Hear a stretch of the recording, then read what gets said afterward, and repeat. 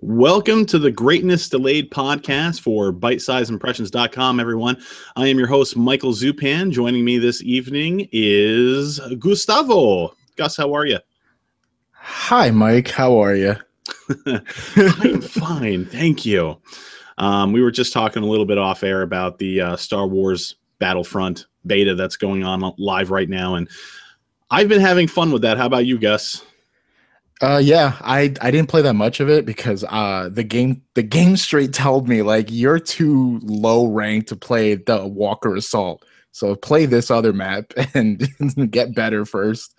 But it's like the same kind of gameplay that you expect in most shooters, but like it's kind of like a if it ain't broke, don't fix it kind of deal for me. It's fun. I can't complain. It's a great looking game and it sounds great too. Oh yeah, the sound, all the sound effects and the immersion of those sound effects. Because I mean, I've got a 7.1 setup back there, and it was just enveloping me from every single angle, and the music cues, the whole thing, the visual flair of the game. I mean, it definitely looks like Star Wars. There's no denying that. This is one of those games that I've been sort of fighting for a while mentally, just because I know it's a very blatant DLC platform. One thing that's really positive is that in the news very recently, they've come right out and said that this game is not going to have any microtransactions. We'll have to wait a while and see if they're going to hold true to that, or if it's just going to be an eventuality. I don't really know, but for start, that is a positive thing, especially if they stick with it. So I was kind of saying I'm not going to get into that game, but after playing the beta, I really don't think I can escape it. I'm going to have to get into it. So hopefully I'll be able to see you on PSN and play with you at some point. I'm not really sure how the matchmaking works on that. I haven't really delved into that too much. So Yeah. anyway, before we get started with the stuff that we have planned for the podcast tonight, I just want to remind everybody to go to ByteSizeImpressions.com. There is now an RSS feed button up at the top of the website, so that way you can subscribe and be notified anytime anything new is added there. Also, just below that, you'll see the Twitter feed, and you'll be able to subscribe to that Twitter feed right from there. If you're on Twitter and you just rather look for it that way, it's at ByteSizeImp. The most noticeable change, though, is that all the old podcasts on the website and all the new podcasts moving forward, there's going to be an audio streaming functionality added to each one, and you're also going to be able to download the audio file directly. And if that's not convenient enough for you, it's now also available through podcasts on iTunes, so you can stream it and download it and listen to it wherever you go. There's no excuse not to listen, so make sure you do, everybody. Moving right along here into the show, I just want to say that time and time again, we talk about using our wallets and using our voices as gamers in order to send a message. And a lot of people think that this sort of just rings hollow to the industry, that they're not really listening, they're not really paying attention. And in many respects, that certainly is true. But the Deus Ex Augment Your Pre-Order program has been canceled due to the negative feedback. Gus, did you know a lot about this Augment Your Pre-Order program? Did you hear about that?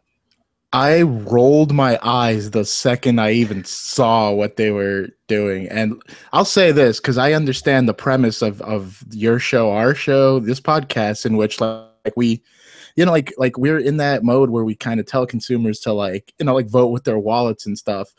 And normally for the most part, I do try it. Not maybe vehemently, but, like if something's not clicking with me, it's not going to happen. But this Deus Ex thing was just like, what are we? This is what we're coming to, I guess. Like where if they got enough pre-orders that everyone would get the game like 4 days early or something. Which is saying like we're gonna hold this game hostage for 4 days or something, and then then maybe you'll get it then. Yeah, there is that aspect to it, but I also think of it of another way. It's not just that they're holding a completed game, quote unquote, completed game hostage. It's also the fact that if you're pre-ordering and they nail all these pre-order numbers so that they unlock the fifth pre-order tier, which is get the game early, that means that you're probably going to get this game before the investigative journalists and reviewers out there in the gaming industry is going to be able to post their review after the embargo lifts, which means it could potentially be a shitty broken game. And because you pre-ordered it and you bought it sight unseen, you could be stuck with a game that you literally hear nothing about before you own it, and then you're stuck.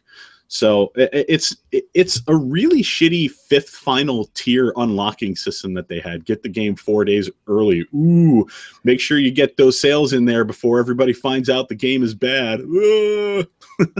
Now I heard from, well, not from people that I know or anything. The argument I had seen though, because I know a lot of people too are like, the weird deflection is this is nothing new, and apparently, like, Steam games had been doing this for a while, but I didn't know that because I'm not on Steam that much anymore. But like, I was wondering though if you can delve into more, if there was anything more to the pre-order campaign other than the X number of pre-orders we get, we unlock this or that or whatever. It's just really, I can't delve into the whole PC side of thing and go into the historical aspect with Steam and everything because I'm not much of a PC gamer myself. My PC's a little bit behind in that respect now. I still play Counter-Strike a lot, but that hardly counts as far as knowing what's going on there as far as the marketplace is concerned. With this specific pre-order program, it was 5 tiers, and with each tier, you were given a choice to choose between this piece of DLC or that piece of DLC. So tier 1, you get this or this, pick one. Then tier 2, pick this or this. Tier 3 was something I believe that everybody would get. Then I think tier 4 was, there's a whole piece about it up on Byte-Size I wrote an article about it, so all the details are right there. But so basically, if you pre-order this game and they don't get the pre-order numbers, they're basically saying, well, screw you. We're not going to give you the rest of the content that is already done, obviously. So that sucks. And the other thing is that even if they do get all those pre-order numbers and you're a supporter of this franchise, of this upcoming game, you're not going to get everything anyway. Now, I did hear, which is not something that I saw widely reported, that I guess you could get everything if you spent like $140, which is almost, it's more than twice you'd be paying for more than 2 copies of the game, which is insane. Yeah. So this whole thing reeked of shit from start to finish. That sounds pretty crazy. Because I wonder too, because they issued a press release that was basically like, hey, we heard you guys, and we decided not to do this based on the feedback. And then like the cynical part of me, the skeptical part of me, I should say, that's a better word, was I wonder how many pre-orders they actually got for the game, like that they decided that it wasn't worth doing this at all. Yeah, that's a really good question, because you'd have to think that if pre-orders were just, being handed over hand over fist, and that they were raking in the people are going to give us this money sort of, dough in advance, that they wouldn't have stopped this thing. This had to have been a clunker, and I think they probably saw that this was going to affect the sales of the game overall, at least on day one. So, yeah, I'd like to assume that the studio here was trying to do the right thing since they got so much negative feedback.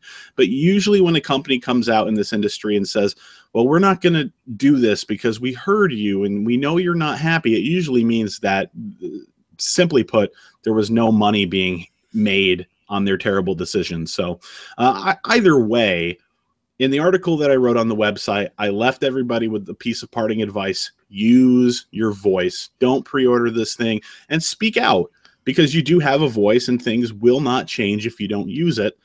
And here we are. Augment your pre-order shit canceled. So golf clap for everyone involved for that on the interwebs, for pulling through for once. This is not going to work with everything every single time, but it's really, really amazing that it worked out with this, because when these sort of new things, and it was at least going to be new in a console space, at least I know that you mentioned that Steam was somehow probably doing this before, as I said, and as you said, we're not really familiar with that. But for a console game, this had the opportunity to set a brand new precedent that we really, really don't want to have. So, yeah. The next thing that is kind of crazy to me in the news lately is there's finally been an update for Metal Gear Solid 5 because it implements Metal Gear Solid Online. And with that update came a new thing that you could purchase for your forward operating bases, your FOBs, and that is insurance. Insurance. Gus, you heard about this. I know you did. Oh man, it the way I understood it, man, it sounded like they wanted to shake us down. It's like a racketeering project they're working on. Yeah, my understanding is that because the way the FOB stuff works, if you play Metal Gear Solid 5, The Phantom Pain online, if you're connected to the server, other players can invade your FOB base and steal your resources and I think your troops. I think we covered that last conversation, right? Yep. And now I really didn't want to talk about Metal Gear anymore, but this was too ludicrous not to bring up. Yeah. And then I don't know how the details work, but basically they sell you. I don't know what the insurance is supposed to do, and it's not even just like a one-time purchase, is my understanding, from what I heard from another show actually. But they want to sell you protection against something that's their own design, which is like kind of weird. And the thing is too, this is another argument in which a lot of people are. The general deflection with microtransactions tends to be like, if you don't like it, don't buy it, which in a lot of cases, that's fair enough. Like I just won't do it. But then the thing with the FOB is Konami likes to pretend it's optional, but it isn't, because they kind of force you into building at least one of them before they start handing out mother base coins so you can like build another one or something like that. But it's just like they want to sell you protection against something that they designed, and it's putting some kind of mobile game philosophy in a game you're already paying $60 for. It's crazy. Yeah, basically what happens with the forward operating bases in Metal Gear Solid 5 is that you start mission 21, I think, and then as you're starting that mission, you get a notice that Mother Base is under attack and that they need your help. So you can choose to either proceed with the mission that you're playing or to proceed directly into mission 22, which is to protect your base. And that's basically, worming your way through and then up a tower and then, either extracting or killing their captain that's in charge. And at that point, like over the next 2 or 3 missions, they make you start fooling around with the forward operating base. They say, oh, we have to build an additional FOB somewhere else. So it's going to protect this base from unwanted invasions, blah, blah, blah. So yeah, then you're connected online and then people can attack your FOB and they can extract, materials, hard-earned materials and troops and blah, blah, blah, blah, blah.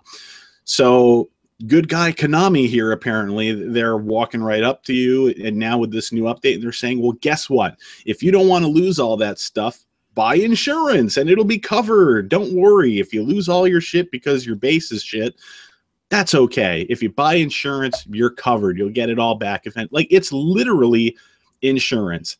It's a theoretical in-game insurance that you have to pay for with real-world money. And it's one of the most disgusting things that I've heard in a while. And the fact that it's coupled with a game like Metal Gear Solid 5 sort of makes me ill. It makes me sick to my stomach because there's already a lot of weird things going on with Metal Gear Solid 5, which we did talk about. And the podcast is up on the website for anyone who wants to, listen to that for about 3 hours because we got really in depth. But yeah, it's bananas. And on top of that, they did add a couple of microtransaction sort of things, little pieces of nonsensical cosmetic DLC, such as horse armor and more options for cleavage. Yeah. Oh yeah. They one of them, it's like you can now give, I'm assuming, Quiet. It'd be interesting to put it on Snake though, like the boss's outfit from Metal Gear Solid 3. And that's a scary thought. You know what though? Konami though, in the end of it, you guys can have all my resources. You can take all my soldiers because I'm done with that game. Like I finished it. I'm done. Do you know what? You want my oil and you want my fuel and my gems? Take it. It's all yours. Yeah, even playing through the game, like I'm still not done with it, but I am walking away from it because it's October, so it's horror month. So I have delved into Until Dawn a little bit, which I think is actually really damn good. And I had to pick up the Uncharted collection, so I'm playing around with that too. But I don't care about the forward operating bases in Metal Gear Solid 5. If they were interesting, if they were interesting enough, then it'd be something else. As we discussed in the last podcast, there's just so many like micromanagement things that this game wants you to do instead of just going to the missions or going to the open world and playing. There's so much you already have to finagle with, like your staff and Mother Base itself. And the FOB is just another unwanted layer that gets added like somewhere like not even halfway through the game. And I don't care. I don't want to keep it up. I'm just going to just let it go and see what the hell happens. I don't give a shit. I'm not going to put any more time or attention into it than I absolutely need to for the sake of the game. That's how I feel. Yeah, no, because my experience, like I was telling somebody on Twitter, like I deleted the game from my hard drive, and it wasn't like some kind of grandstanding. It was just because I got to the last mission of the game, which, like, spoiler, it's you redoing the prologue. Yeah. And then, I was like, my personal end goal was to build the gun with an infinite suppressor and the stealth camouflage, which I believe you can recharge the battery. But I had nothing else to do, and I couldn't expand my bases without waiting for materials to process, and it was just so slow. And at first I was like, let me leave the menu running and see where I go, and it just I couldn't do it. Like, I was like, you know what, I'm not, this isn't fun anymore. I'm good. Yeah, the time where you feel like you really just have to sort of grind away and leave your console on for a game like this is definitely where it stops being fun. And Gabe in our podcast about Metal Gear Solid said exactly the same thing. He said, I literally left my console on for 24 hours in order to let stuff just build without having me to have to wait and screw around. And I made a little joke, saying, well, you're going to need some more thermal paste on your PS4 now, probably. I mean, because some aspects of the game are actually really intensive on the hardware of the PS4, like probably the one part of the game that you wouldn't expect it to, which is where you're sitting in the helicopter just sort of doing nothing. Yep. So, well, that's Metal Gear. Konami's going to be Konami, and whatever. They're going to continue to shit on this game, I guess. We'll see if they come up with any other interesting ways to appeal to people's wallets in meaningless ways over the course of time. So, I don't know. The next thing in regards to DLC and microtransactions is Destiny. And this is sort of a long-running joke here with me because I have to work Destiny into my podcast like every single time. They're introducing cosmetic DLC at this point, which is overall meaningless, but it's just another way for this game, which is very obviously a platform for DLC. I mean, it was launched with basically nothing except just these open world spaces that you could play in, and that was it. I guess they have this expansion now, the Taken King, which I guess is starting to inject a little more story into things, which is okay, but the leveling system still doesn't sound great to me. But, hey, cosmetic DLC, because they're not charging you enough for, the expansions, which are ridiculously overpriced. Do you have I know you kind of like Destiny, don't you? I played the beta last summer. That's as far as it went. I almost okay. For some reason, I thought you were more involved with Destiny. Oh, nope. I just my closest involvement is watching people complain about Destiny, but like appending that with I can't stop playing Destiny. But like that's as far as I go. Yeah, I heard about these microtransactions though, but I didn't know exactly what they were, like how they impacted the game or anything. Yeah, it's nothing as crazy as microtransactions right this minute. It's cosmetic DLC. So, probably different colors and stuff for your weapons, which isn't a huge deal. But it's like the weapons are so bland in that game anyway. Like most of them just look alike. They just have different names and stuff. Okay. It's just they have different stats, and that's really what you're going for in this game, because the better stats that you have on your weapon, the more damage that it can do, and the more light that it will give you for your light levels in the game. I don't know. It's a big fucking mess.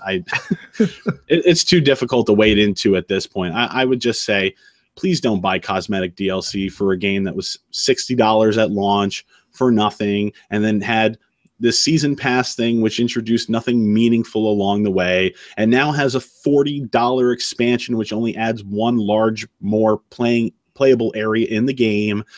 It's all just money, money, money, money, money, money, money, money.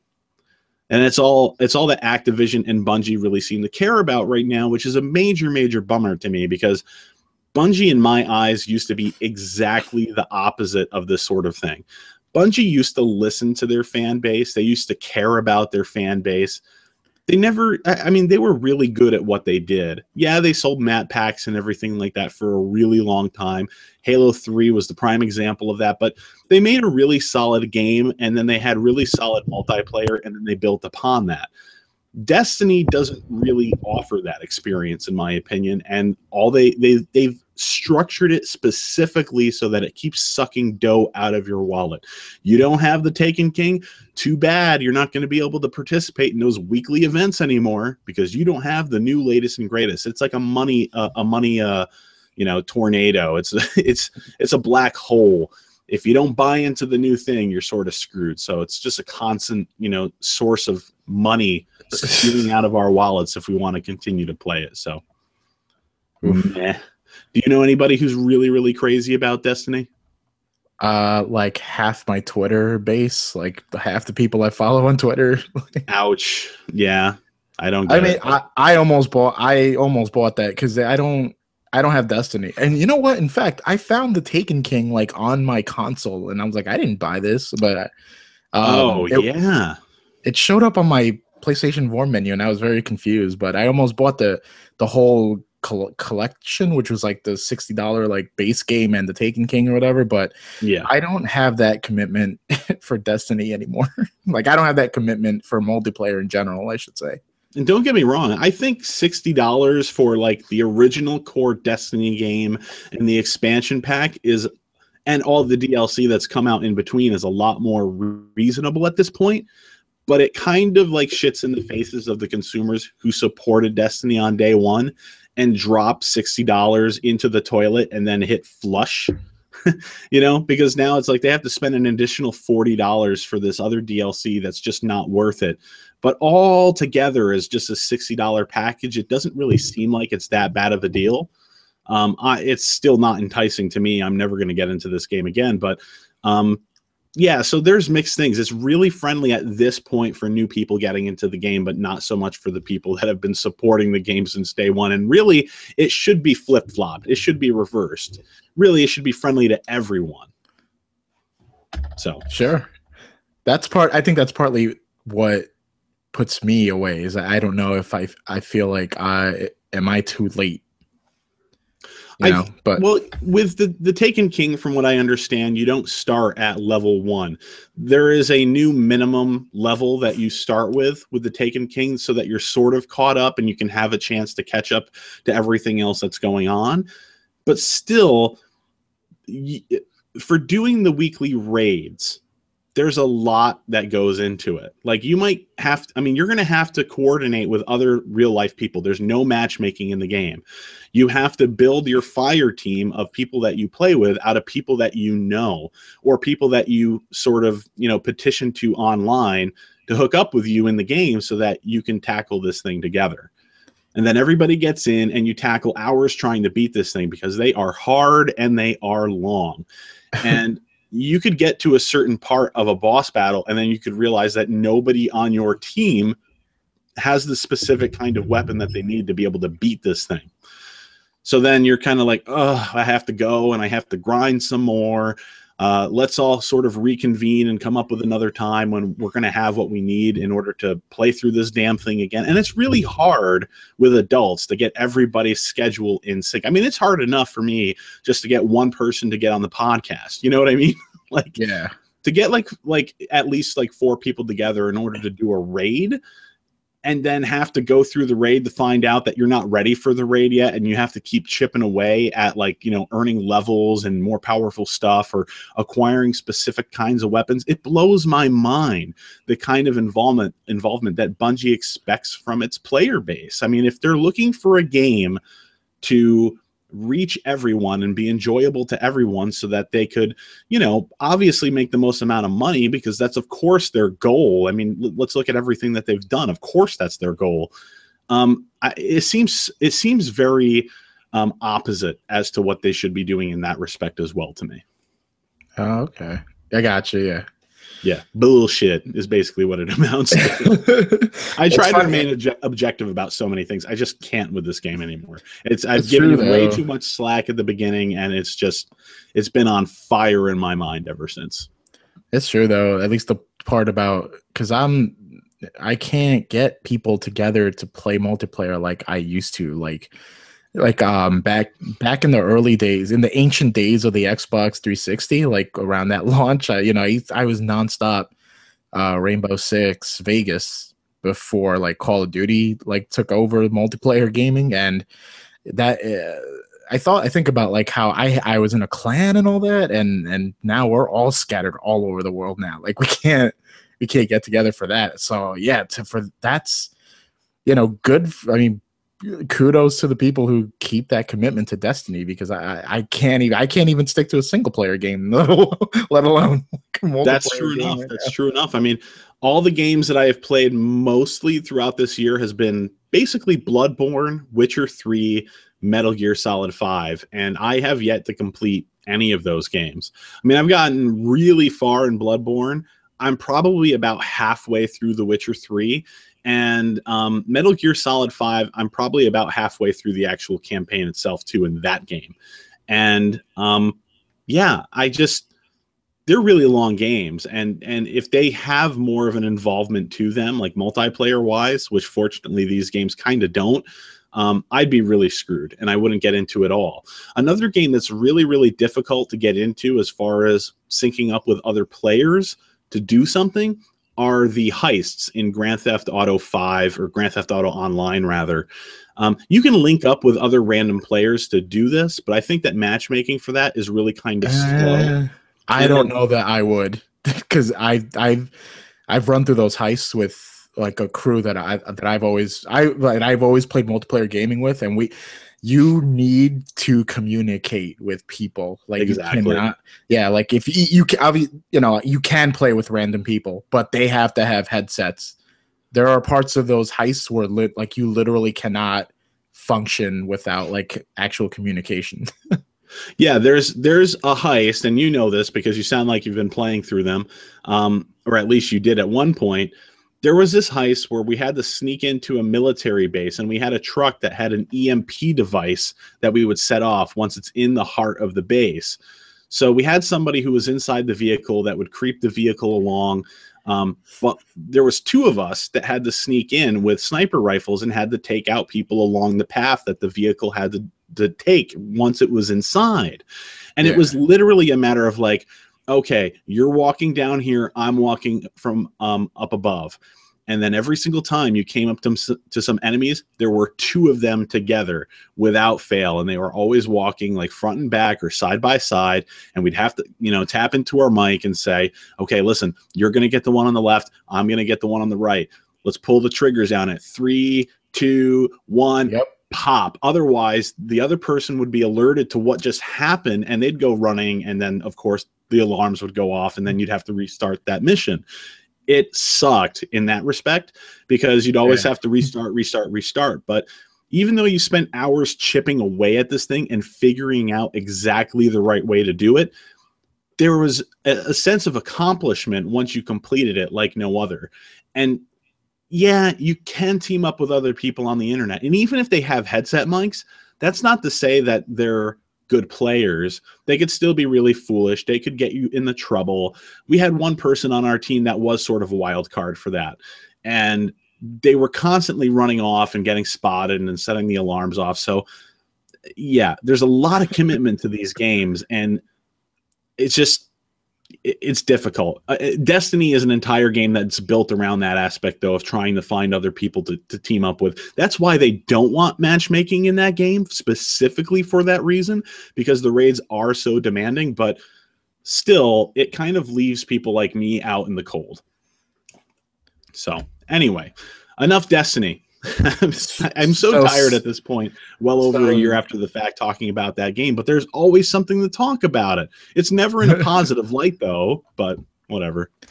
So speaking of The Witcher 3, yes, I woke up to a new patch earlier this morning. 1.10. 1.10. 1.10. And yeah, this game came out, I think it was in May? So it's been out on the market for like 5 months now.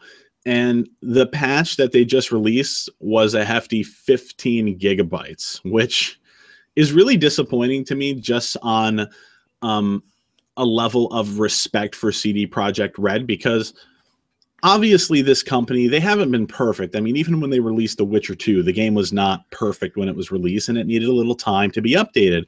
But CD Projekt Red was the kind of company that said, we're going to release DLC for this game. We're going to have additional quest lines for you to be able to do in the middle of the campaign, and you're not going to have to pay for any of that. And when that game was released on consoles, like on the Xbox 360 rather, because I think it was only released on the Xbox 360 in the console space, if I remember correctly, that stuff was already included into the base package. You didn't have to buy it separately or download it separately or anything. So they've got a lot of goodwill going for them. And when they were developing The Witcher 3, they had even more goodwill because they kept delaying the game. And they were saying, no, this game needs to be done right. We're not just going to kick it out the door. We see everything that's going on in the industry, and we care a little bit more about our product than that. You know, we want this game to be as good as it can be. And then, of course, the game comes out, and it wasn't broken by any means. I mean, there were some quest lines that were broken and still are broken for some people. But for the most part, the game was definitely not unplayable. It was very playable. It was very enjoyable. But still, we've had lots of updates where it was allegedly going to improve the performance, because there were certain areas in this game where the frame rate just slowed to a crawl. And as they were optimizing the game with update after update after update, graphical fidelity started decreasing. Like, I started noticing some pretty nasty pop-in, texture pop-in for things that weren't really that far away from me. And I'm like, you're optimizing this game, so why is it constantly getting worse? So apparently this 15 gigabyte update was amongst a slew of other things. I mean, I shit you not. The changelog online was a 13-page PDF. Yeah, a 13 I'm looking at it right PDF now. Document. It's insane. I'll read a couple of these. They're like a zillion of them. Like, there's over 600 specifically. Yeah. But yeah, one of them says like fixes lack of music if autosave made before fight against pirates was loaded during quest titled Destination Skellige. Add segments to conversations with Triss and Yen before the battle at Kaer Morhen. Fixes issues whereby New Game Plus would not start correctly from certain save files.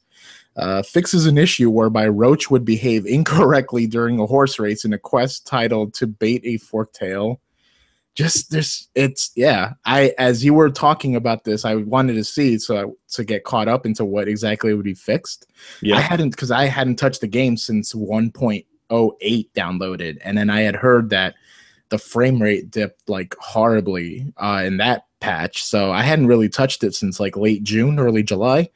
Yeah. But the funny thing is, my overall experience with The Witcher 3 was like hugely positive, and then I did notice, like, basically if you were on Roach, the horse, or if you were like in any swampy area or like any sort of woods, is when the game would start like really stuttering.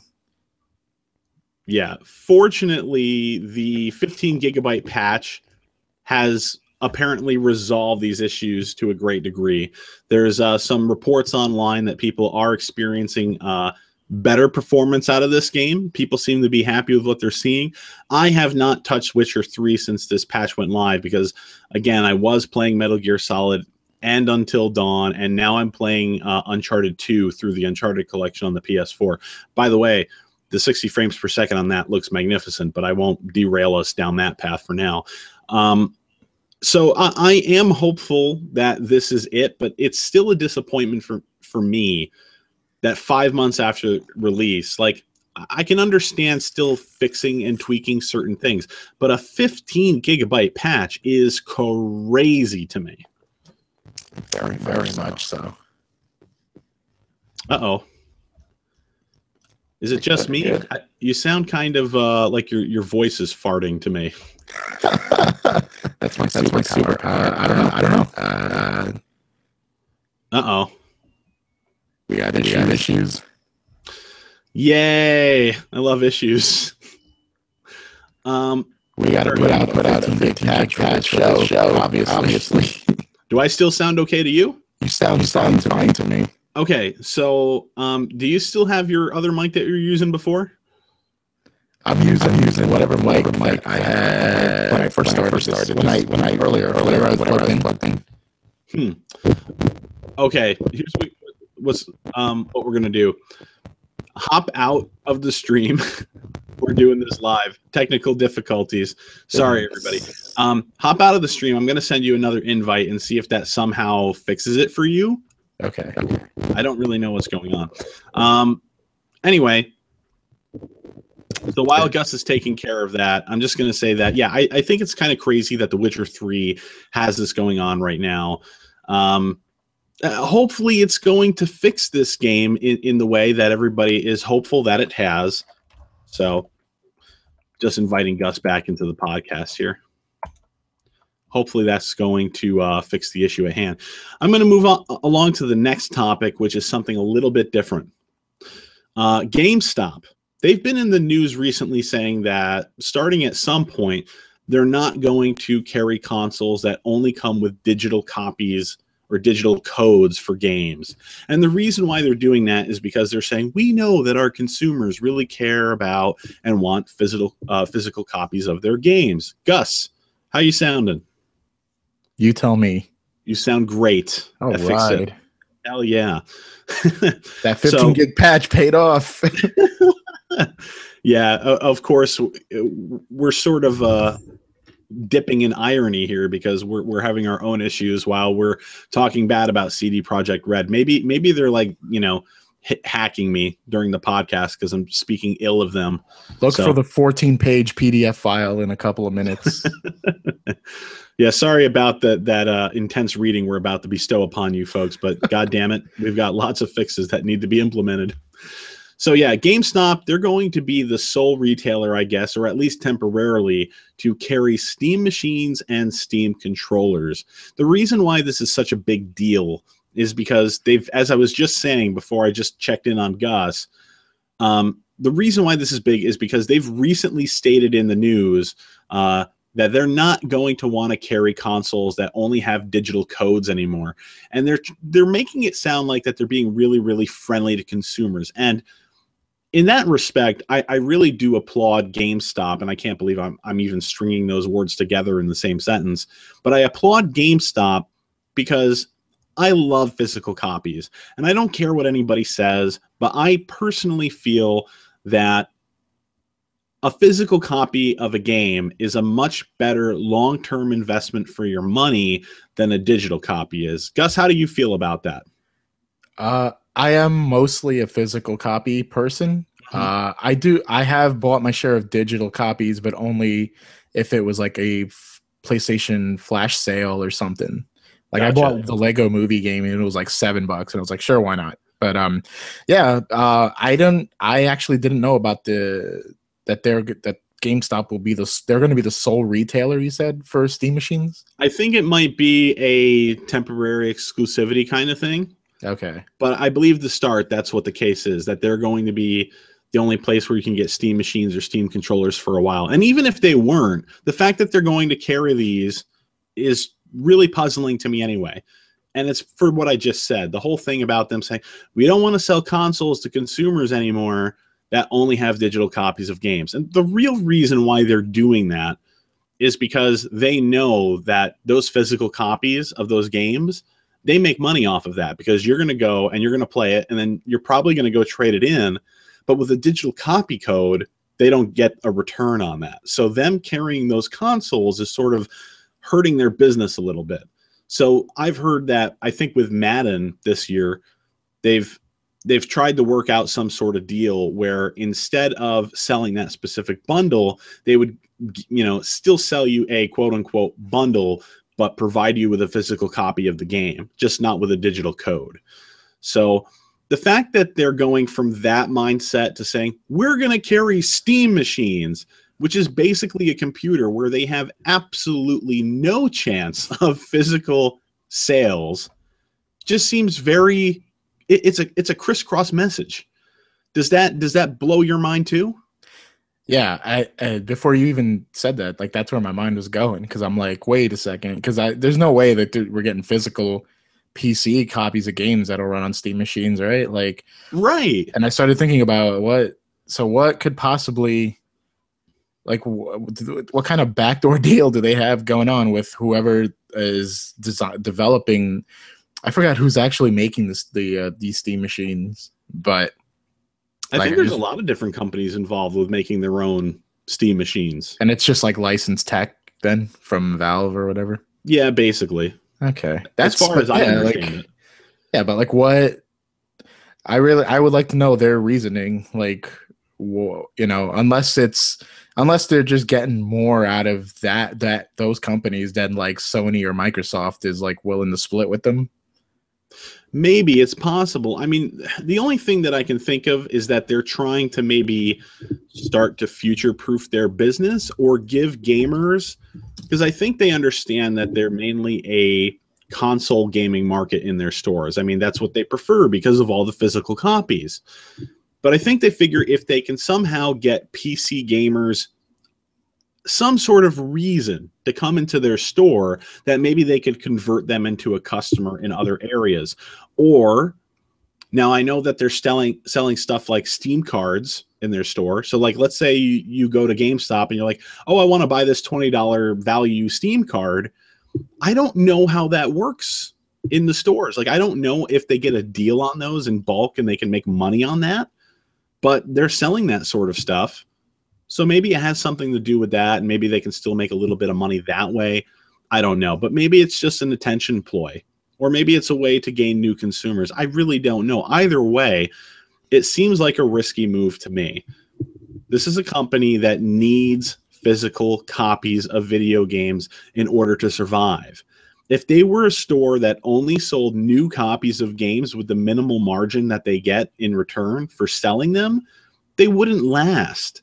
That's probably why that they've been taking trade-ins for so long for like tablets and cell phones and all this other stuff for so long now. It's because they know that they have to sort of get into these other marketable areas where they can sell other things other than just video games and video game consoles.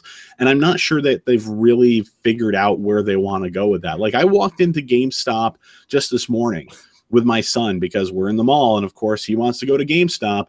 So we're in there, and like they're selling fucking like Dre Beats headphones in there. Oh man.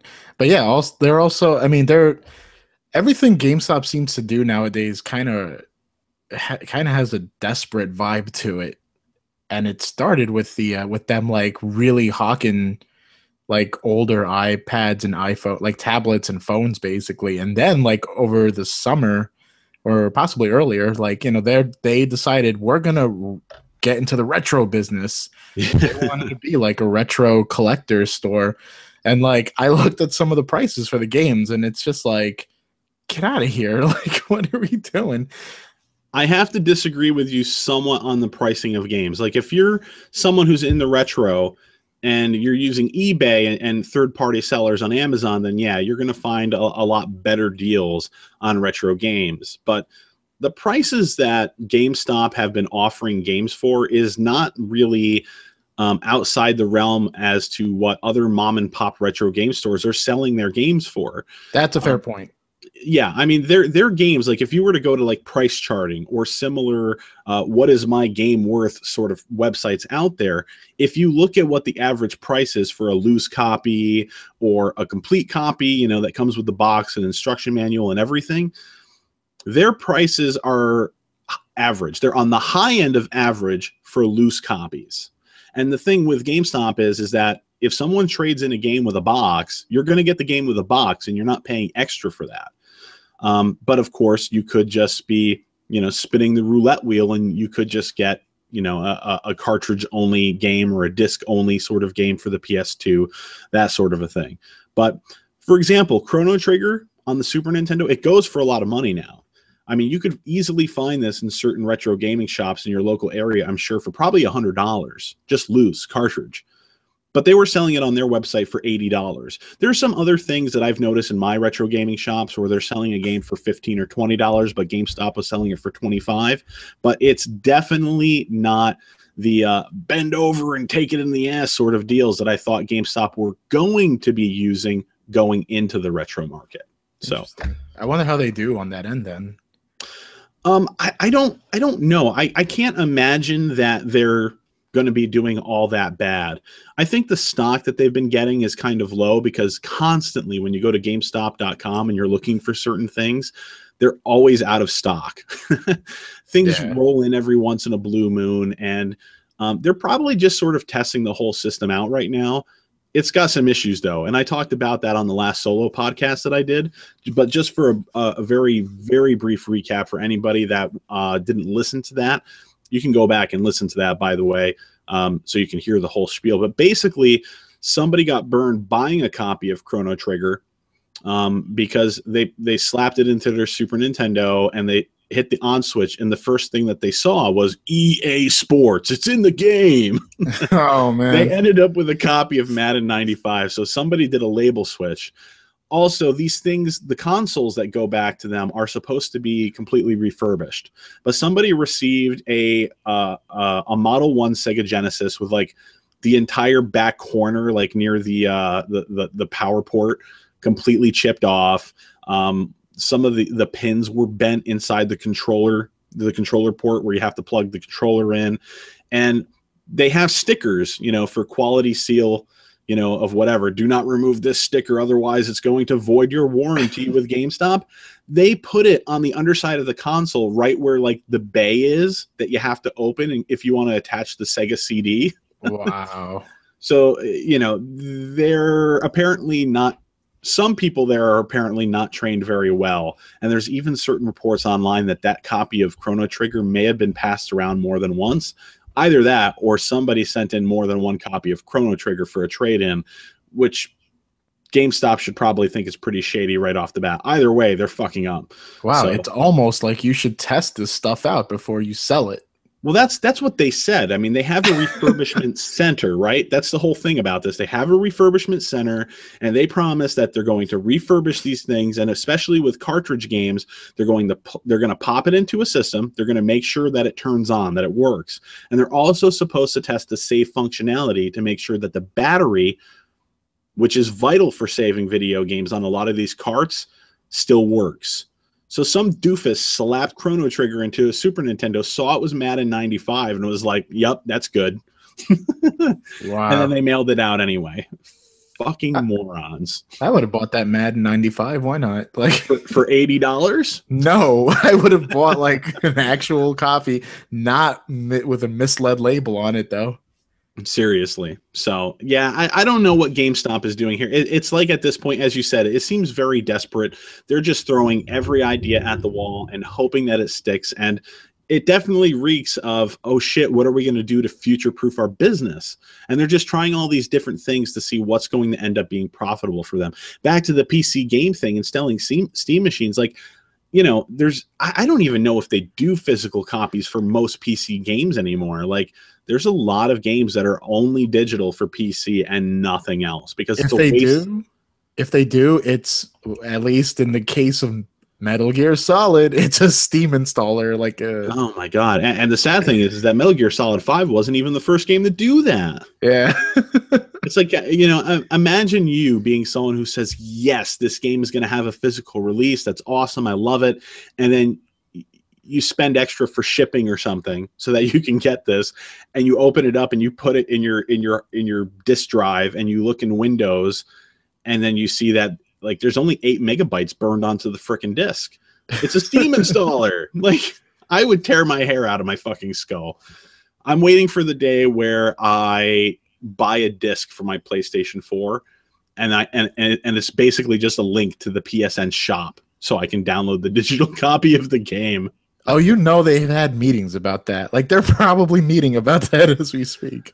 Yeah, I'm really, really worried about the next generation of console gaming. Like, I still really think that they might try to go digital only.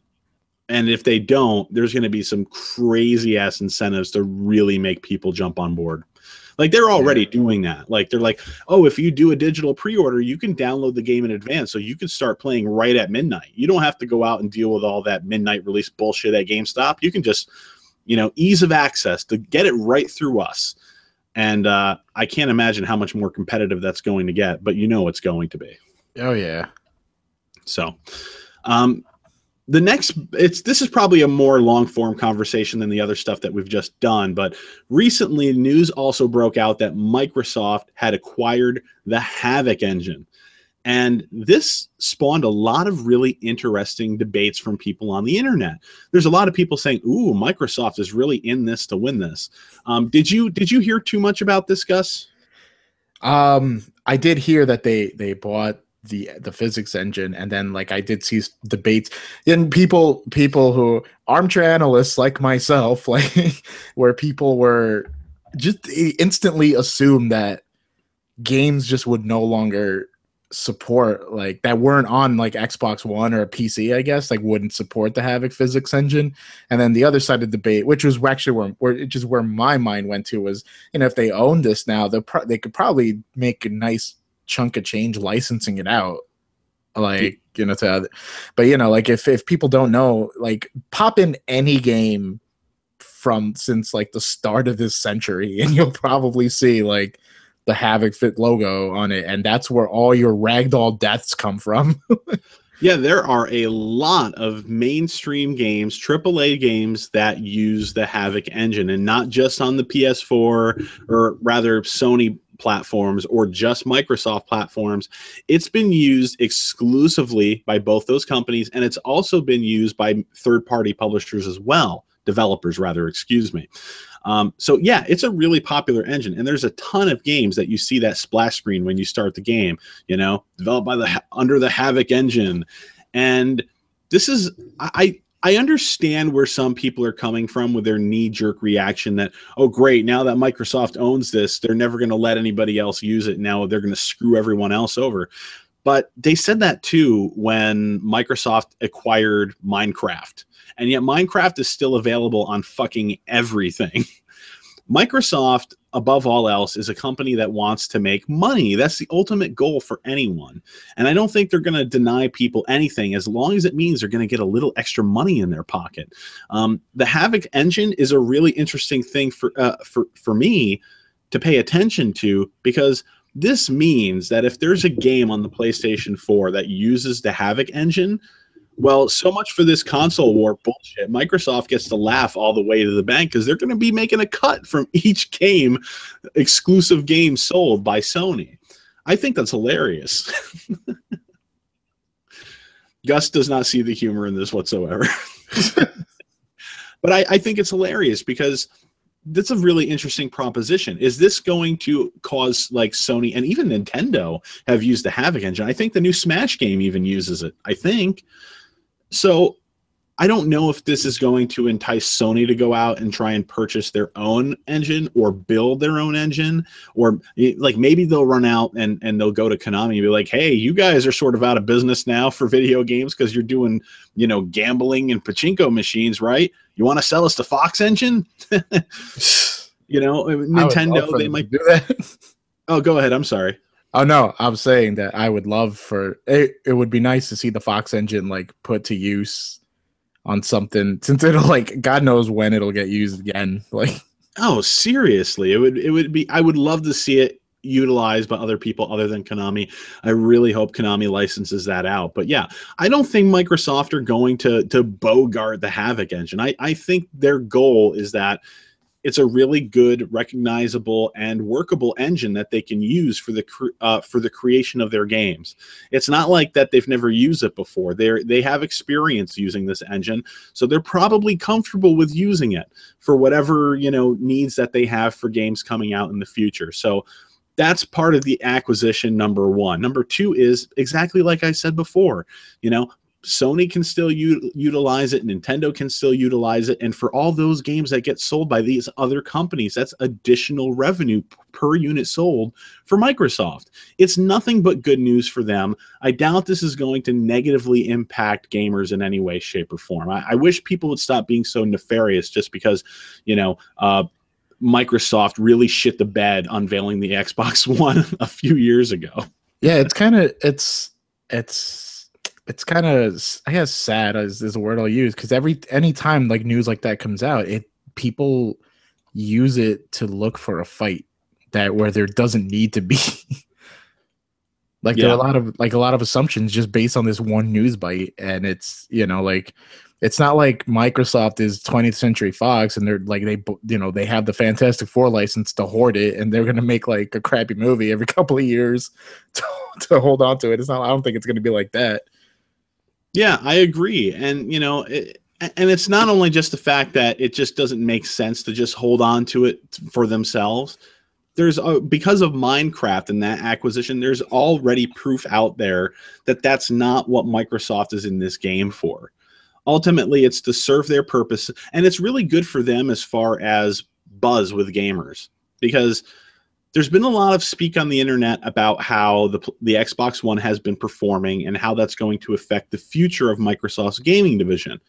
Are they even going to be in the console space anymore, or are they just going to shift to Windows at some point down the line? And Windows 10 kind of sort of makes an argument for that. Like, it's sort of a transitionary platform, because they want you to integrate your Xbox One experience with Windows 10 in every perceivable way. And a lot of people think that just means that in the future, that's where they're going to go. If the Xbox One just doesn't pan out that well for them and they've wasted more money than they earned, then they're going to make PC gaming popular again, because they'll just start treating that like its own exclusive platform under Windows. So there's that going on for it. But this sort of tells gamers, this acquisition of the Havok engine, this makes people believe, whoa, when they say that they're serious about gaming and that they're going to stick with it, this reinforces that idea with gamers. And it's going to continue to, if not generate more goodwill with gamers, is at least going to let Microsoft maintain the goodwill that they currently have built upon ever since the start of the Xbox One's life cycle. Because as we know, it was way down here at the beginning of this generation, but they've slowly really kind of built it back up over the course of time. Not enough to stay under, above the 2-to-1, ratio of sales between the PS4 and Xbox One, of course, but they have been improving the console in almost every perceivable way with monthly updates ever since. Do you have an Xbox One, Gus? I still don't have an Xbox One. Not yet. You know what? It's funny. I was talking to a friend about it, because it's still like in my foreseeable future, but I was intrigued by the backwards compatibility, and I was wondering, and maybe you can answer this, if there are games on the Xbox 360, like if they're backwards compatible with the Xbox One, can I play like an online mode? Yes, the Xbox be able to, because the way the backwards compatibility works is that you're actually running an Xbox 360 emulator on your machine. So actually, right now there is the Rare Replay Collection. So the Rare Replay Collection includes access to like the HD versions of like Banjo-Kazooie and Banjo-Tooie and those other kind of games that were on Xbox Live on the Xbox 360.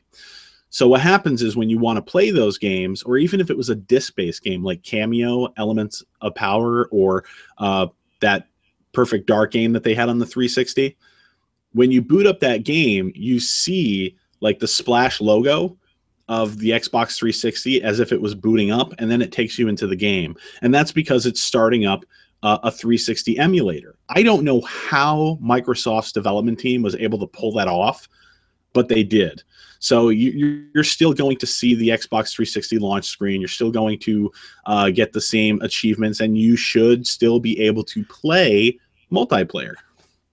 That's good, because there's my friend and we were playing the Rainbow Six Siege beta, and we I won't get that much into it, but I'll just say after a while we switched it up to the old Vegas game, and I feel like the one thing that would entice me to an Xbox One was being able to play a almost decade-old game online with my friend. Like, yeah, I think that is entirely the way that it's supposed to work.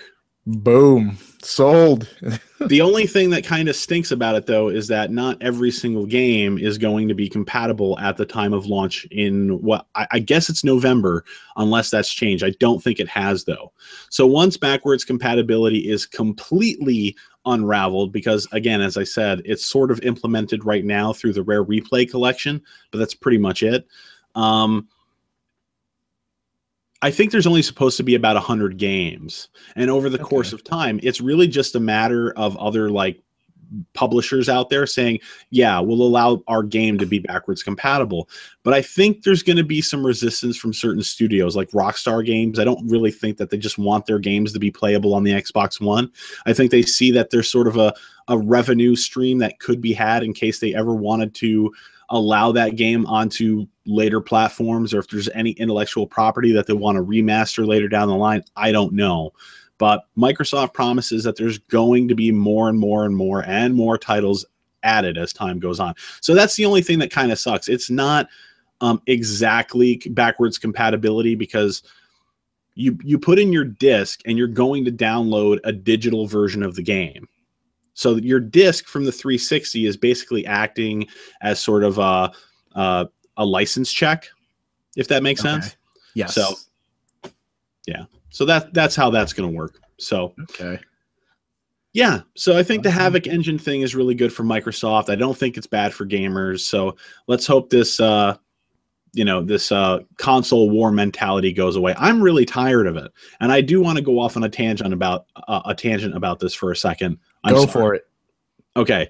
Console wars, it's all come down to two marketing points right now, which is 1080p and 60 frames per second.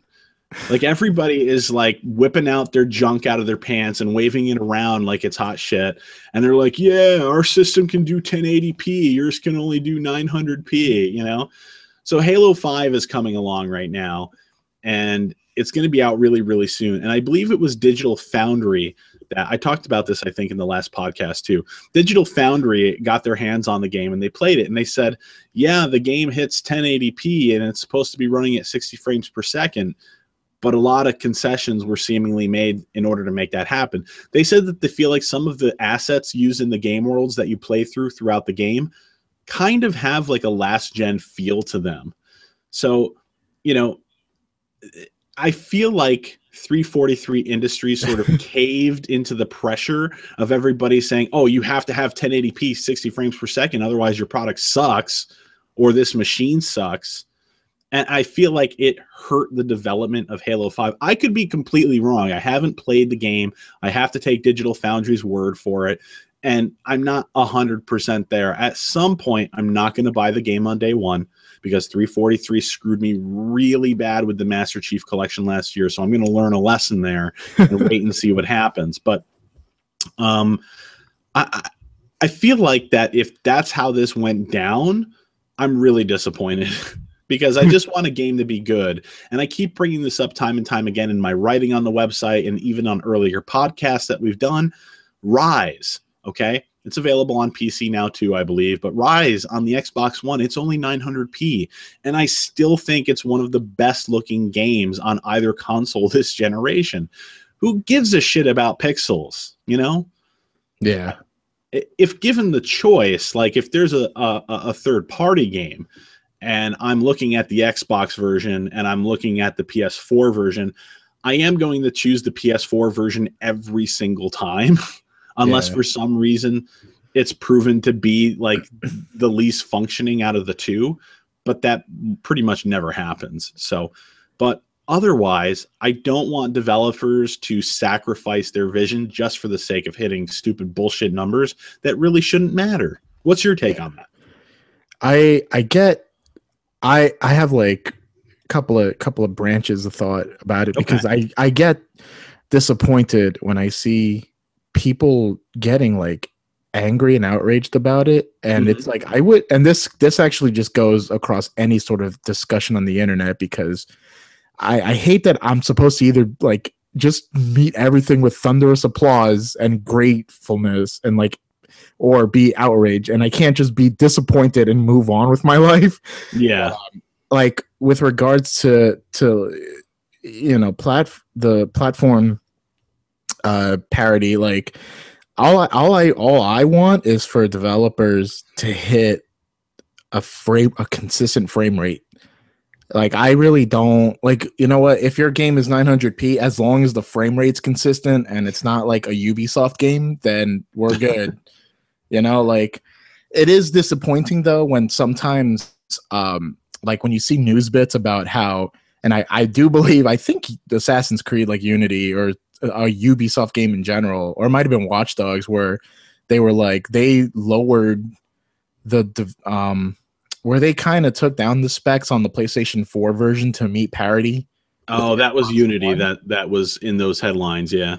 And it wasn't like, and it's like, you're not taking advantage then of, at the time at least, like the, you know, a console that could argue that, as far as my understanding, my technical understanding, can achieve more than the Xbox One. I'm not trying to dick measure. It's just, it's there, you know, there are factual facets here that we have to acknowledge between the Xbox One and the PlayStation 4, but we don't have to like fucking parade it like, you know what I'm saying? Like, oh, I know exactly what you're saying. And Ubisoft, just before you continue, they were trying to be as diplomatic as possible as to not piss off Microsoft or anybody else involved, because what they were saying was, no, we didn't build the game and have to scale it down so that there was parity on both consoles. We continually kept building upon the game, and 900p is basically what we got before the game was released, and that's where we had to sort of draw the line. Yeah. So. I just don't want a game from anyone. I don't want a game that stutters. I cannot deal with it. I don't care what your resolution is, but you know, don't make it 720p either or something. But no, in seriousness, like, just make your game as not broken as possible, please. Like, that's all I ask. Yeah, and there have been there was a report online from some unknown source that said, hey, everybody, get ready for the holidays. It's going to be a broken mess, just like last year. And so far, I don't know. Super Mario Maker has been okay. There is going to be Fallout 4, though. Halo 5, 343 Industries really has me kind of shaken. Fallout 4 is going to be broken. It's a Bethesda game. It's going to have a lot of time that it's going to need to bake after its release, because that's just the way it is. And obviously, Tony Hawk's Pro Skater 5 was released. Oh man, I watched. I've seen a couple of streams of that. Sad. It's I can't even laugh. Like, it's like what happened here? Yeah, everybody was questioning that until somebody was smart enough to dig up an old article from like a wicked long time ago, saying that the license for this property through that publisher was supposed to expire at the end of 2015. So I think what happened here is they basically ran out of time, had to make it at least playable, and then they kicked it out the fucking door. Oh, it shows. Yeah. Yep. I mean, they didn't even give anybody review copies of this game until like halfway through the release day. Yeah. But they did not want anybody to see this thing.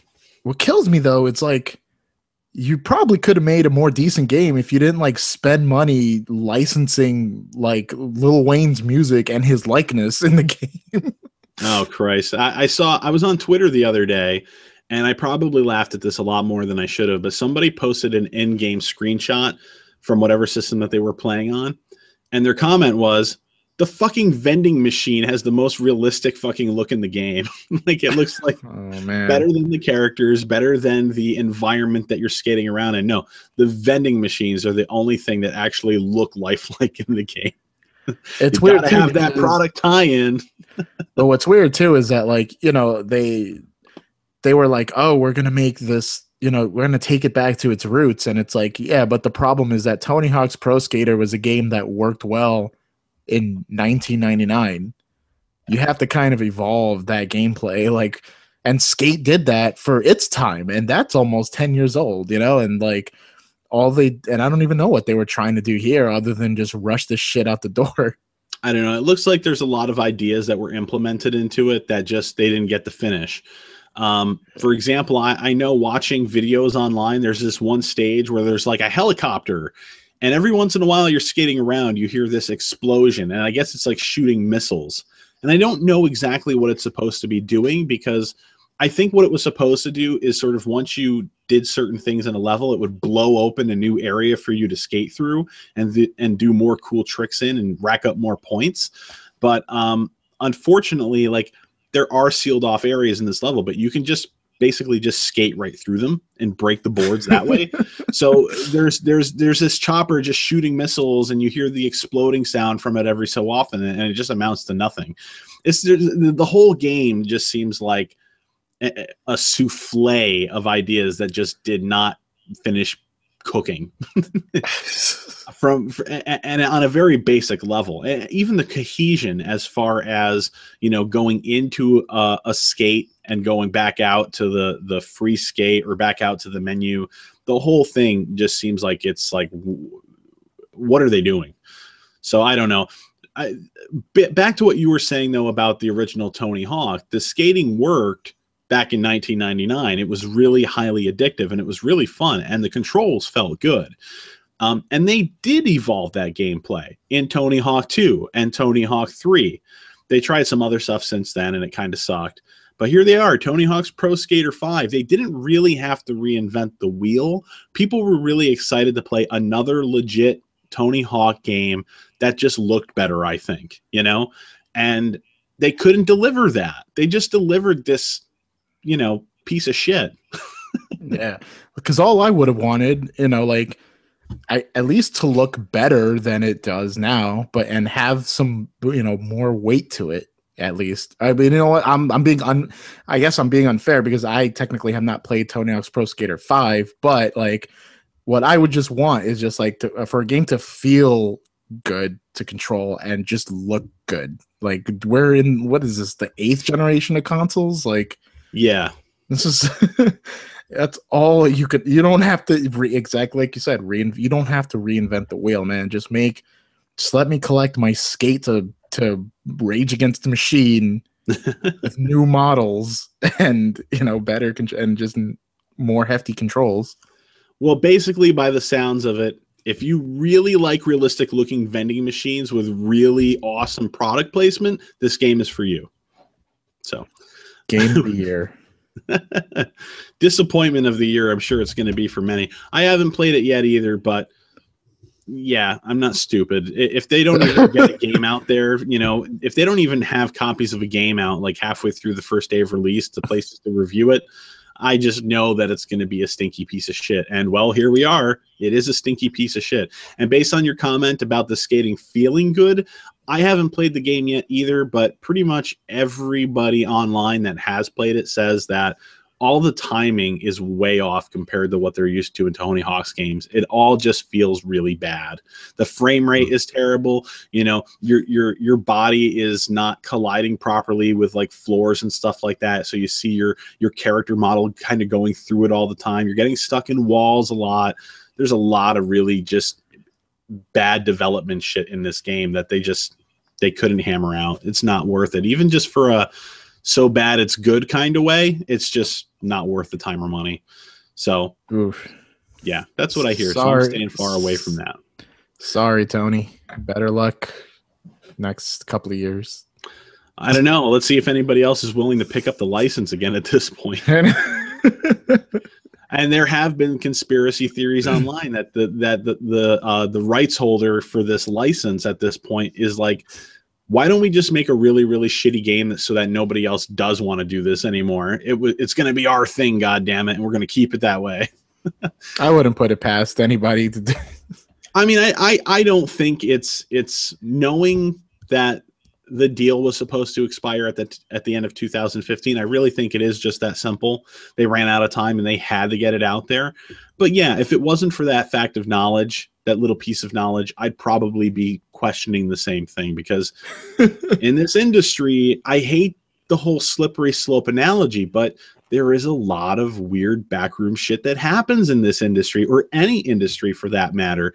And that's part of the point that I like to drive home to consumers a lot, is that you have to keep these things in the back of your mind, not to be a conspiracy nut, but because this stuff really does happen.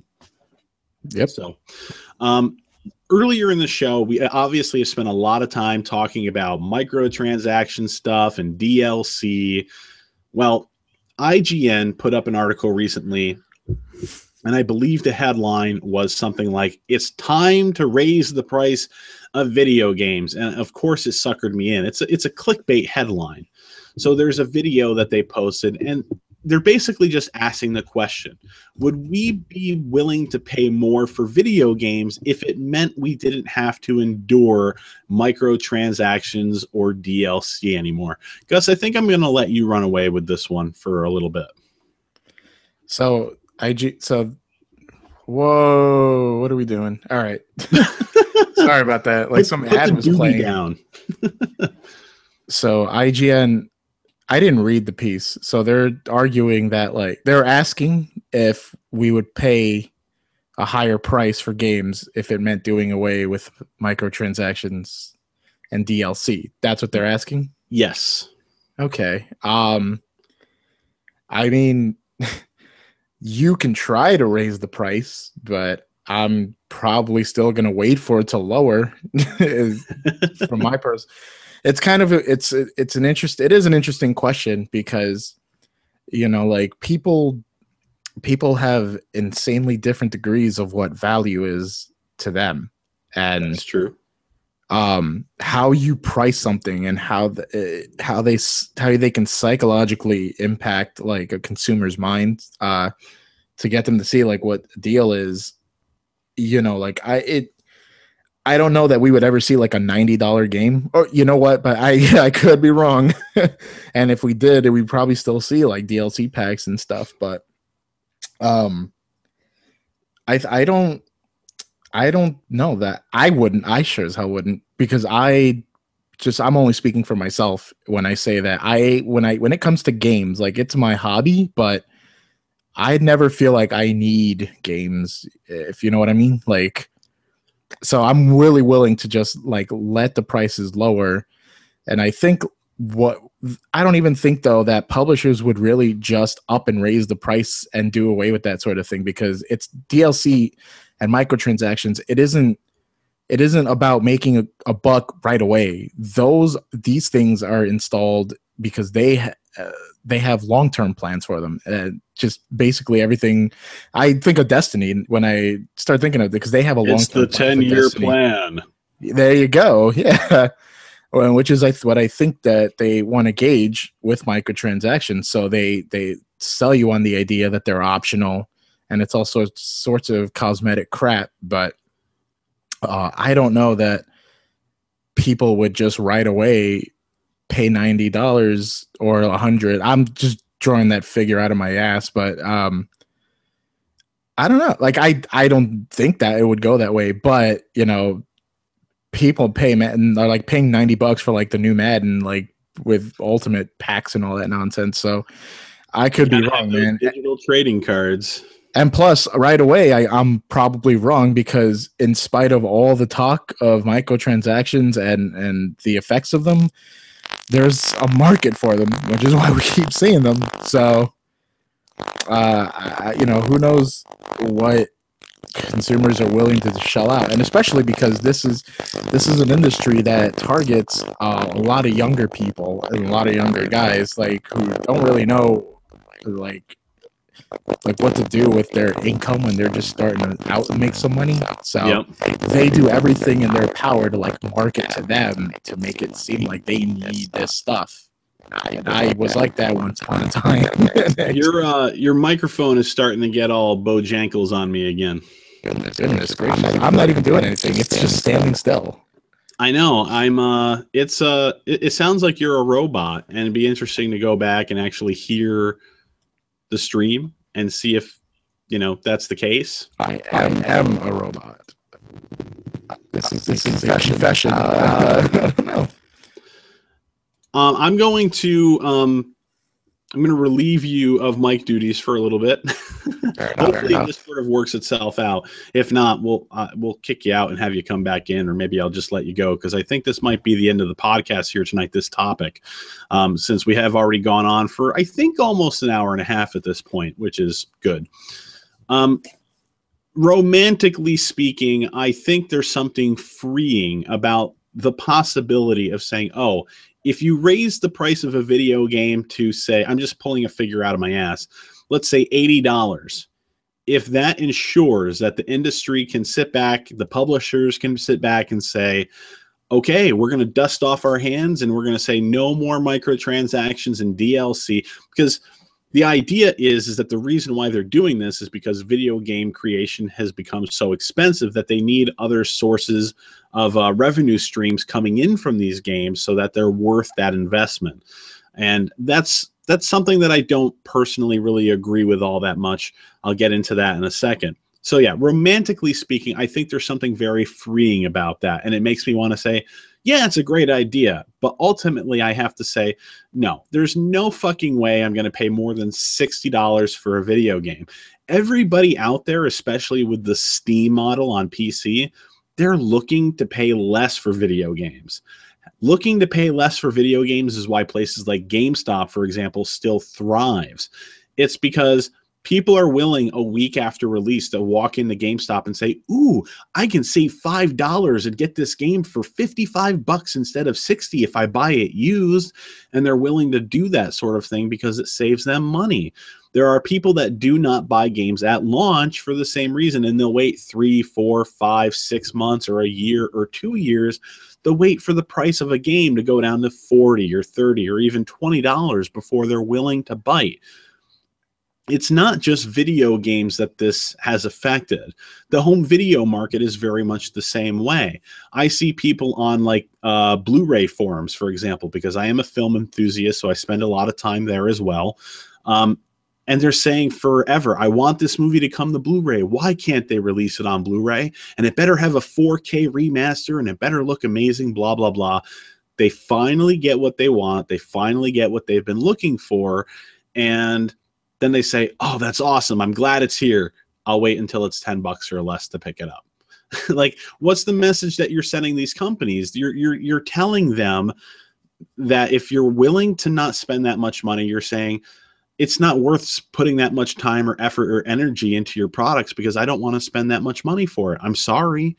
And here it is. The video game industry, a lot of people think has sort of worked out the same way.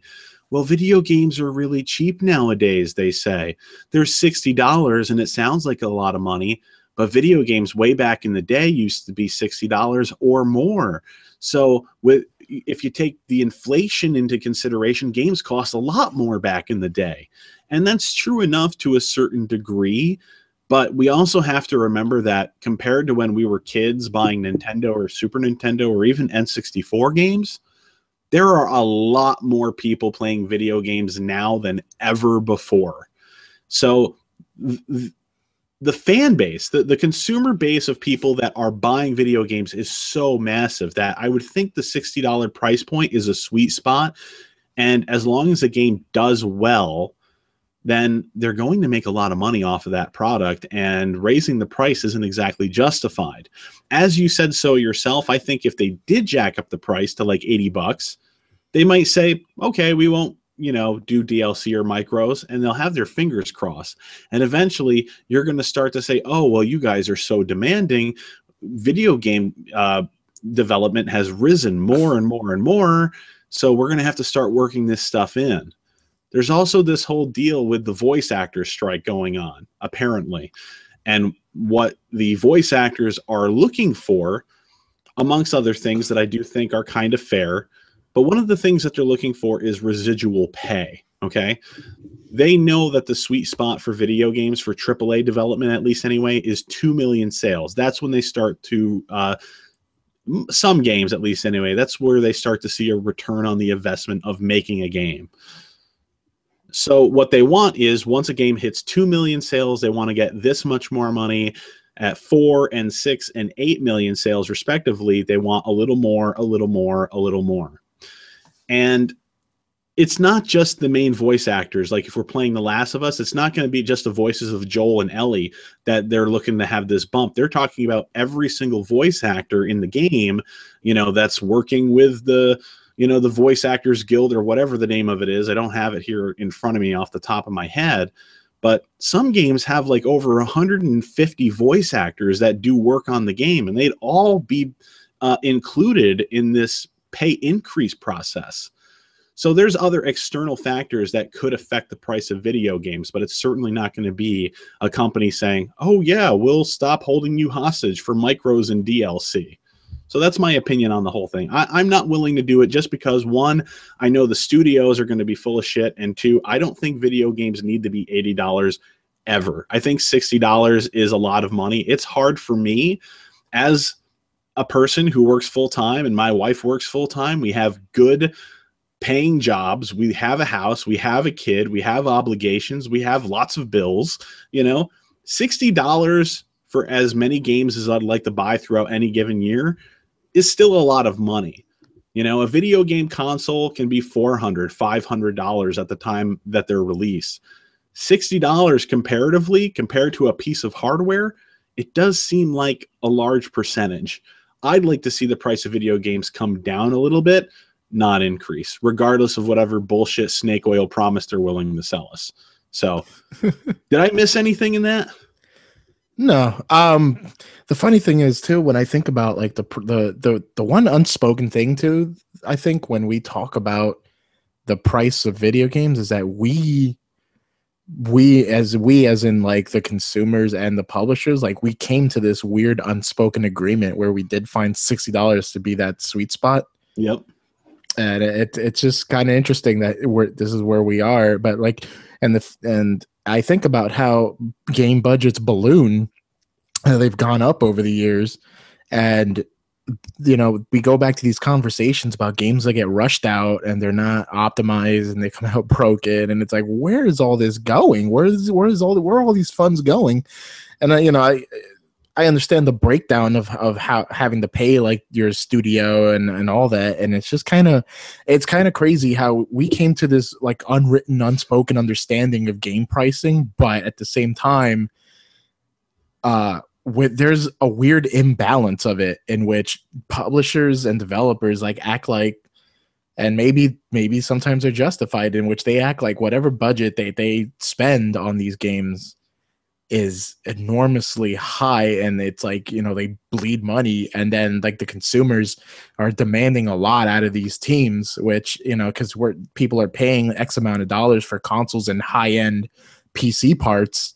And it's a weird, it's kind of a crazy imbalance. And I'm not suggesting like you're wrong in your feelings at all. I actually don't disagree at all. It's just crazy, like this weird, again, imbalance where we want one thing and then we want it at a lower price, but in order for it to work, like, you know, something has to come out of pocket, like somewhere, like for us to get cheaper but great, like more technically sound games.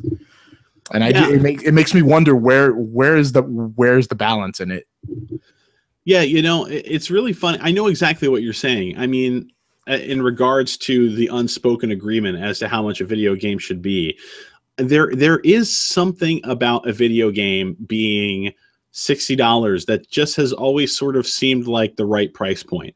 I remember I worked at KB Toys back in the day when they were selling N64 games, when it was still a thing. And I remember some of the games that we sold were like $74.99, which is a lot of money for a game. And even for me, as much as I loved my N64, that price point seemed like really steep, and it actually took me away from buying certain games because I felt it was just way too steep. $60 was good enough for me, and it was sort of the high point as to what I was willing to pay. And it had nothing to do in regards to quality of the game. It could have been the best game ever. But I guess the downside is now that I'm retro collecting, there are certain games that I have felt, oh shit, I need to spend $80 if I really want that game. So I'm just sort of staring down that barrel anyway. But another thing to take into consideration too is that, the price of development for the quality of games, as far as production value, I mean, it has gone up. It's gone way up. And we talked about this a little bit before, but there's sort of a parallel again going on between the video game industry and the movie industry.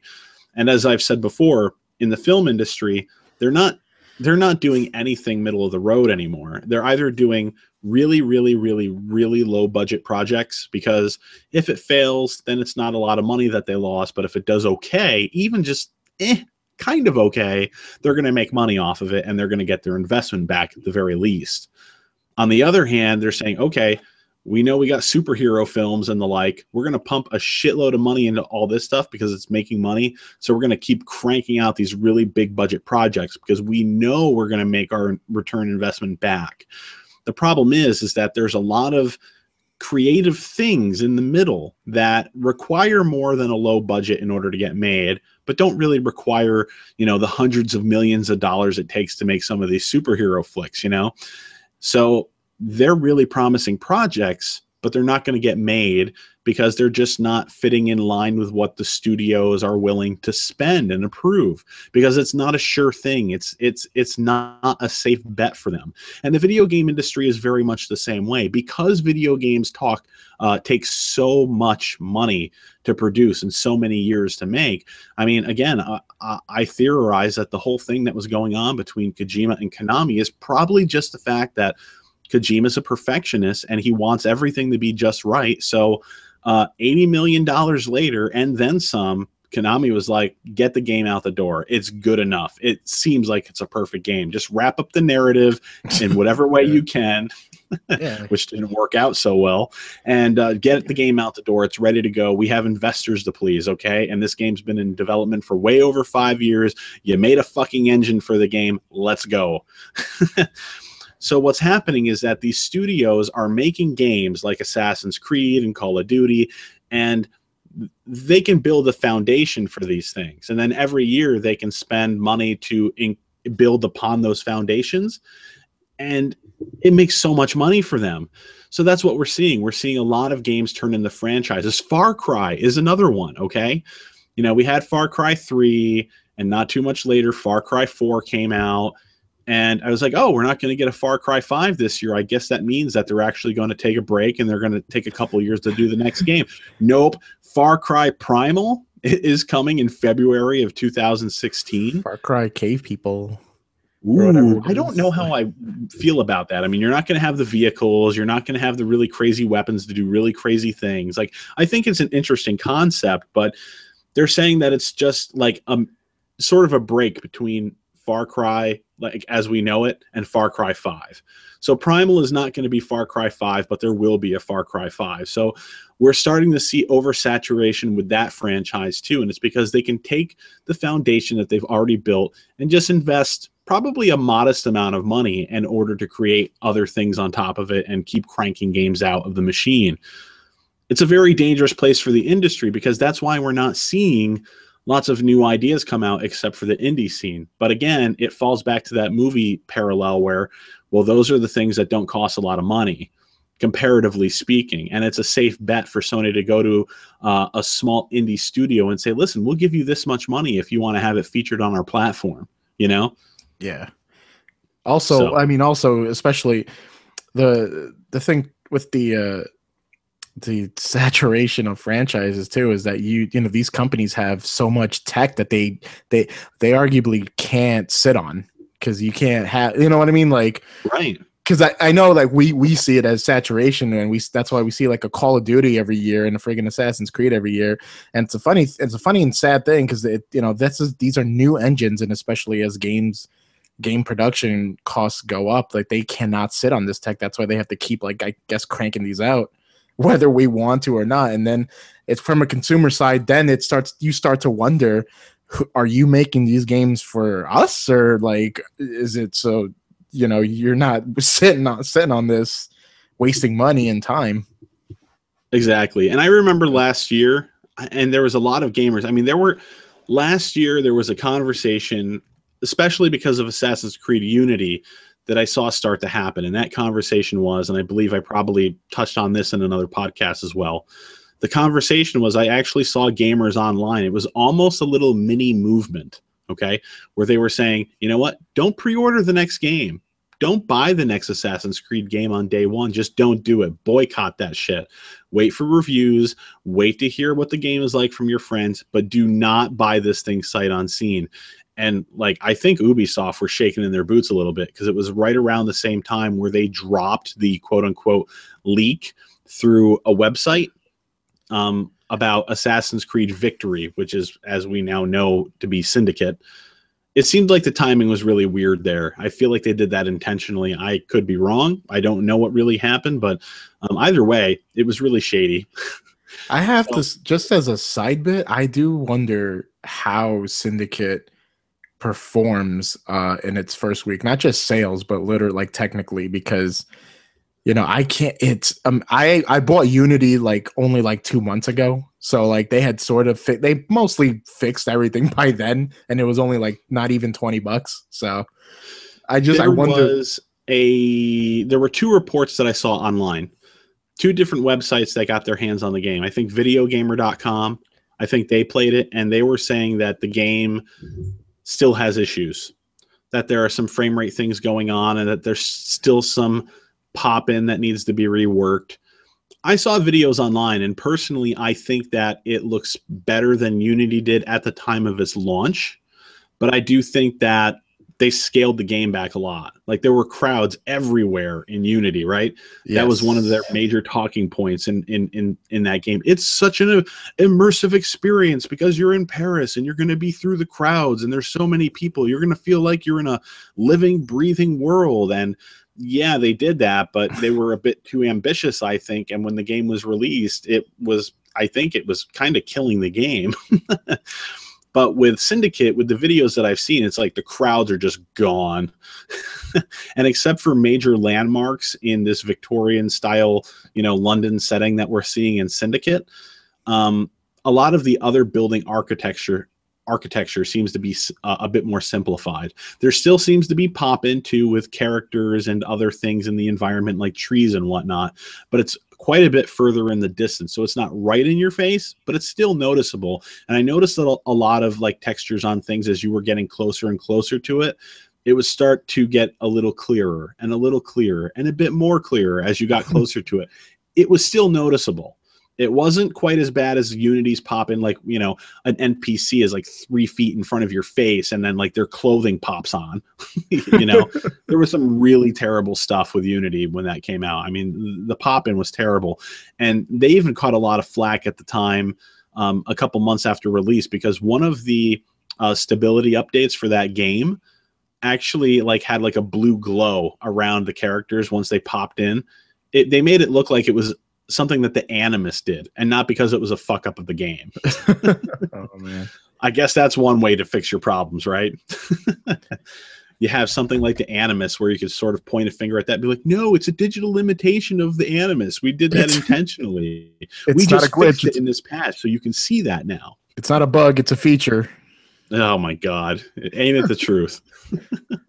Goodness. Yeah. So, so videogamer.com, they were like, yeah, there's still issues. And there was another website that seemed to be like, oh, it's better now. So I don't know. The verdict is out on that, but I guess we're not going to have to wait too long, right? I don't know if it's out this month or next month, but I mean, regardless, it's coming real soon. I would still advise anybody who's thinking about buying this game, wait. Yeah, I don't root for company like Ubisoft's been obnoxious about a lot of things, but I don't root for companies to fail or anything. But like, you really cannot afford to have this game screw up at launch. Like, just saying. I am with you 100%. Like, as much as I speak against a lot of certain companies when I'm doing these podcasts or even on my writing on Byte-Size impressions.com, I don't want anybody to fail. I am a gamer first and foremost.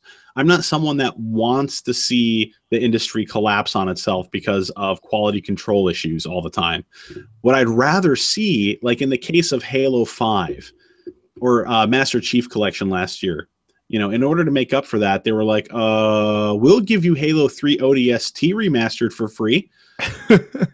Which I'm not sure that's really a positive thing. I mean, I hated that fucking game personally. Never played it. I saw it as more of a slap in the face than anything, because it said to me, oh, you were going to remaster this and you were going to sell this to fucking people, okay? So I'm glad a certain amount of people were able to get that for free for their troubles. But still, what I rather would have seen is this 343 Industries come out and say, you know, we're really sorry. We're going to fix this game. We're going to drop everything else that we're doing. If we have to delay Halo 5 for like a year in order to make sure Master Chief Collection's okay, we're going to do that. And also, when Halo 5 comes out, it's going to work. And we're going to make sure that it's ready. We're going to have a beta. We're going to beta test that shit. We're going to take all that stuff into consideration before it goes live. You're going to have a game that works. Trust us. And then I want to see follow through. I don't want downloaded campaigns. I don't want trinkets and doodads and, you know, cosmetic wear for my characters in the game as an I'm sorry. I want you to change your practices so that this shit works better than the last product did. I want Ubisoft to have their games work consistently. I want EA games to work consistently. I want everything to just work. I'm not in some sort of magical fairy tale land where I have in my mind the idea that every single game that was ever released before the 7th and 8th generations of console gaming just fucking worked perfectly. Because I know they didn't. Games had bugs. Some games were broken. However, back in the day, there was a lot more quality testing on these games before they shipped. And why? Because it wasn't cost effective for a company to ship out a broken game if they were relying on that product to sell well. You know, back on the Nintendo Entertainment System, you think a lot of people spent a lot of time place testing The Legend of Zelda? Oh, fuck yeah, they did. They did because they had to. You can't. It's not like when you're just burning games to discs back then. I mean, making cartridges cost more money. And if the game was broken, the consumer was going to lose their trust and faith in you as a publisher or whatever. Or if it was really bad enough and it caught so much flack, that you'd have to probably do a recall program. It didn't happen that often in the video game world with cartridges, but it did happen a couple of times, and it costs a lot of fucking money. And another thing that costs a lot of money, just as a little bit of trivia here, Donkey Kong 64, okay? That little expansion slot for the extra 4 whatever of RAM inside of your system in order to make certain games perform better. Yes. They gave that with every single copy of Donkey Kong 64, and that wasn't the goal. They wanted to sell that thing separately, I believe, but they had to include it in Donkey Kong 64 because they realized that if you didn't have that piece of RAM in your machine, there was a certain part of the game where your progress would just get borked. It was basically a broken game without it. So you couldn't even play the Perfect Dark single player without it. I remember. Yep. So that I'm sure that cost Nintendo a lot of grief, agony, and misery. It's just not something that happened all too often. I mean, there were some obscure games that were released and they were shit, but I'm sure that was a calculated risk at that time. You're like, we just have to get it out, and we don't care. But major titles that were like the major AAA titles back in the day, they quality tested the shit out of those games, and I feel like that's really fallen by the wayside in these generations. I don't know if you agree with me on that, but I'm going to assume that you have to on some level, right? Yeah, I mean, I think also because, you know, the more we've gotten online too, and consoles have taken advantage of that, and so have, you know, publishers to just patch everything as the further into the console generations that we've gotten. And it is crazy how, because I can probably think of like 5 broken games from past generations, like off the top of my head. But I think just because they are now, because the scope of games have gotten larger, so the glitches and the bugs and all that have been more stand out. And you're asking us to make like a certain a certain investment in your product, for the long run too. So naturally, we're gonna have a reaction when shit is broken. So maybe the better question that IGN should be asking isn't, should we raise the price of video games in order to do away with micros and DLC? But should the price of video games be raised to ensure that there's a lot more fucking quality testing going on before a game is released? And I'm just saying that, just as a sort of interesting thought. I still don't want to pay more for a game, period. But that might be the better question to be asking right now. So, totally. Anyway, we've been at this for, I believe, almost 2 hours at this point, and I'm going to call it a show. I think that that's about it for this evening. Is there anything that you want to add tonight to any of the stuff that we talked about? Vote with your wallet. Yeah, I guess that's the same message that I want to leave everybody off with too, because it doesn't always work. Because like if there's something that doesn't sell well enough, if there's an idea that doesn't cling to consumers as well as a publisher wants it to, sometimes these ideas do go away. But sometimes they just go away for a little while, just so the idea can be tweaked a little bit so that it's more enticing for consumers to latch onto later on down the road. But we do have some victories. Obviously, the Xbox One wanted to be very DRM heavy at the time of launch, and they shot themselves in the foot, and we see what's happening this generation because of it. I mean, console sales between the PS4 and the Xbox One are 2-to-1 at the very least, and they're still paying for that mistake. But we spoke up. Consumers spoke up and said, absolutely fucking not. This is not what we expect out of console gaming. And Microsoft heard it loud and clear. And it kind of echoes back to what we were saying earlier in the podcast. It's not just because they changed their minds because people were complaining and wanted to do the right thing. I guarantee it's because it showed negative impact on their pre-order numbers for the console, bottom line. And it's the same sort of thing here. Sometimes, like with the Deus Ex pre-order thing, Augment Your Reality program, I think people spoke with their wallets on this one again, and they got results. It got canceled. Now, I don't know what's going to happen with that additional content, if they're just going to give it to anyone who pre-orders or what. I'm interested to follow up on that. I'll have to check into that and kind of do a little house cleaning on that at the beginning of the next podcast that we do. But, yeah.